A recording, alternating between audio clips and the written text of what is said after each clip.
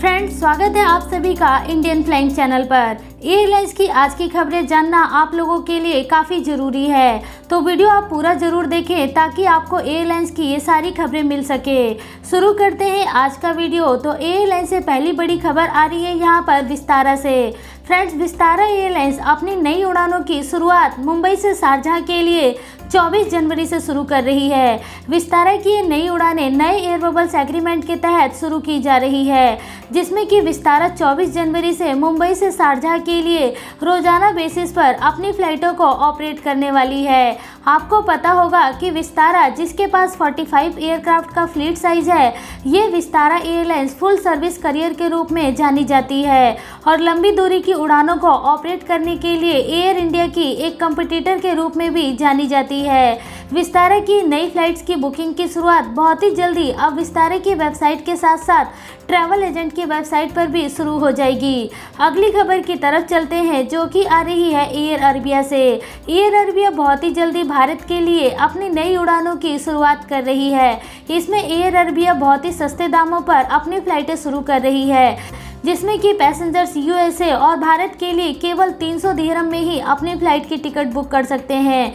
ये राशि भारतीय रुपए में 6000 से भी कम का आता है। आपको बता दें कि इसके अलावा एयर अरेबिया ने कोरोना वायरस के इंश्योरेंस का भी ऑफर निकाला हुआ है कि यदि आप शारजाह से एयर अरेबिया की फ़्लाइट लेते हैं और यदि आपको कोरोना वायरस हो जाता है तो ऐसे हालात में आपके इलाज और क्वारंटाइन का सारा खर्चा एयर अरेबिया ही उठाने वाली है। अब चलते हैं अगली खबर की तरफ, जो कि आ रही है दिल्ली एयरपोर्ट से। दिल्ली एयरपोर्ट पर इस समय कोहरे के कारण सुबह के समय काफ़ी ज़्यादा उड़ानें देरी से ऑपरेट हो रही है।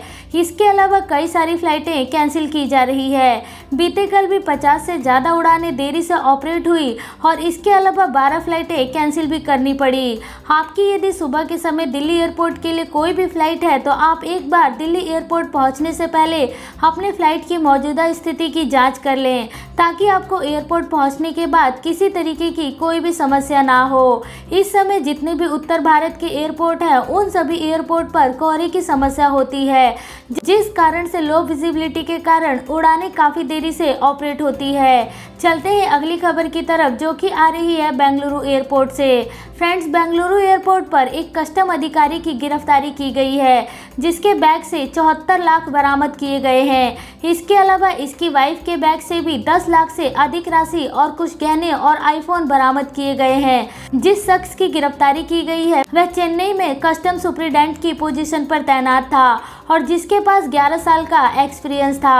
आपको बता दें कि ये दोनों बेंगलुरु एयरपोर्ट से लखनऊ जाने की तैयारी में थे, जिनको कि बेंगलुरु एयरपोर्ट के कस्टम अधिकारियों के द्वारा शक होने पर इनके बैग की तलाशी ली गई, जिसमें कि इतना सारा कैश बरामद हुआ। अगली खबर की जानकारी ले लेते हैं, जो कि आ रही है वैक्सीन को लेकर। फ्रेंड्स, भारत अपने पड़ोसी देशों को वैक्सीन अब देना शुरू कर चुका है। बीते कल भी भारत ने 1,50,000 से ज़्यादा वैक्सीन की डिलीवरी भूटान में की है। इसके अलावा आपको बता दें कि भारत यहाँ पर अपने कई पड़ोसी देशों को वैक्सीन मुफ्त में भी दे रहा है, ताकि वहां पर ज़रूरतमंद लोगों को ये वैक्सीन लगाई जा सके, जिससे कि लोगों की जान बच सके। इसके अलावा आपको बता दें कि भारत में वैक्सीन सबसे पहले फ्रंटलाइन वर्कर्स को लगाई जा रही है। इस लिस्ट में अभी तक प्राइवेट एयरपोर्ट को ऑपरेट करने वाले स्टाफ को शामिल नहीं किया गया था, जिसके बाद अब एयरपोर्ट अधिकारियों की तरफ से रिक्वेस्ट किया गया है कि प्राइवेट एयरपोर्ट को चलाने वाले एयरपोर्ट अधिकारियों को भी इस लिस्ट में शामिल किया जाए, जिससे कि इन लोगों को भी वैक्सीन लग सके। अब चलते हैं अगली अपडेट की तरफ, जो कि आ रही है वंदे भारत मिशन 9 को लेकर। फ्रेंड्स, वंदे भारत मिशन 9 की नई लिस्ट आ चुकी है और इसके अनुसार अब 1700 से भी अधिक उड़ानें एयर इंडिया और एयर इंडिया एक्सप्रेस मिलकर ऑपरेट करने वाली है, जिसमें कि दूसरे देशों में फंसे हुए लोगों को भारत में लाने का काम किया जाएगा। इसमें अब उन देशों से भी उड़ानें ऑपरेट होंगी जिनमें भारत अभी तक अपनी फ्लाइटों को ऑपरेट नहीं कर रहा था। इसके ऊपर एक डिटेल वीडियो हमने पहले ही बना रखी है। यदि आप वंदे भारत मिशन 9 की पूरी जानकारी लेना चाहते हैं तो उस वीडियो को आप देख सकते हैं। उस वीडियो का लिंक आपको आई के बटन पर भी दिख रहा होगा। इस लिंक पर क्लिक करके आप इसकी पूरी जानकारी ले सकते हैं। चलते हैं अगली खबर की तरफ, जो कि आ रही है स्पाइस जेट की नई उड़ानों को लेकर। स्पाइस जेट बहुत ही जल्दी सिक्किम के पाक्योंग एयरपोर्ट से नई दिल्ली के लिए अपनी उड़ानों की शुरुआत करने वाला है। इससे पहले स्पाइस जेट पाक्योंग एयरपोर्ट से कोलकाता के लिए अपनी उड़ानों को ऑपरेट करता था। लेकिन कुछ कारणों के कारण स्पाइसजेट को अपने इस उड़ान को कैंसिल करना पड़ा। लेकिन अब फिर दोबारा से स्पाइसजेट इन उड़ानों को दिल्ली एयरपोर्ट से शुरू करने वाला है। अगली खबर की जानकारी ले लेते हैं, जो कि आ रही है एयर एशिया से। एयर एशिया सस्ते टिकट के सेल के ऑफर को 22 जनवरी तक बढ़ा चुकी है, जिसमें कि पैसेंजर्स को 877 रुपये तक अपने फ्लाइट की टिकट बुक करने का ऑफर मिल रहा था। आपको बता दें कि एयर एशिया के द्वारा भी इस ऑफर को चालू किया गया था, जहां पर पैसेंजर्स अपने फ्लाइट की टिकट की बुकिंग काफ़ी सस्ते में कर पा रहे थे। एयर एशिया के द्वारा अभी भी ये ऑफर जारी है। इसके साथ साथ स्पाइसजेट और इंडिगो ने भी अपने इस ऑफर को आगे बढ़ा दिया है। यदि आप अभी भी फ्लाइट की टिकट की बुकिंग करना चाहते हैं तो एयर एशिया की वेबसाइट पर जाकर टिकट बुक कर सकते हैं। अब चलते हैं अगली खबर की तरफ, जो कि आ रही है ओमान से। ओमान ने 103 देशों से वीजा फ्री ट्रैवल को 14 दिन से और बढ़ा दिया है, जिसके बाद यदि आप ओमान में दुनिया के 103 देशों से ट्रैवल करके आते हैं तो अब आप बिना वीजा के भी ओमान में एंट्री कर सकेंगे।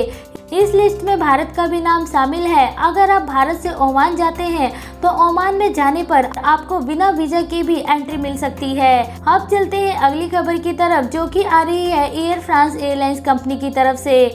फ्रेंड्स, एयर फ्रांस ने नीदरलैंड के लिए अपनी उड़ानों को बंद कर दिया है, क्योंकि नीदरलैंड की सरकार ने नए नियम जारी किए हैं, जिसके अनुसार अब फ्लाइट्स के क्रू मेंबर्स को भी अपना कोरोना का नेगेटिव रिपोर्ट दिखाना जरूरी रहेगा। इसके बाद अब एयर फ्रांस जितनी भी उड़ानें ऑपरेट करती थी नीदरलैंड के लिए, उन सभी उड़ानों को बंद करने का फैसला किया है। यहाँ पर नीदरलैंड की सरकार नए कोरोना वायरस के खतरे को देखते हुए ही इस नए नियम को लेकर आई है।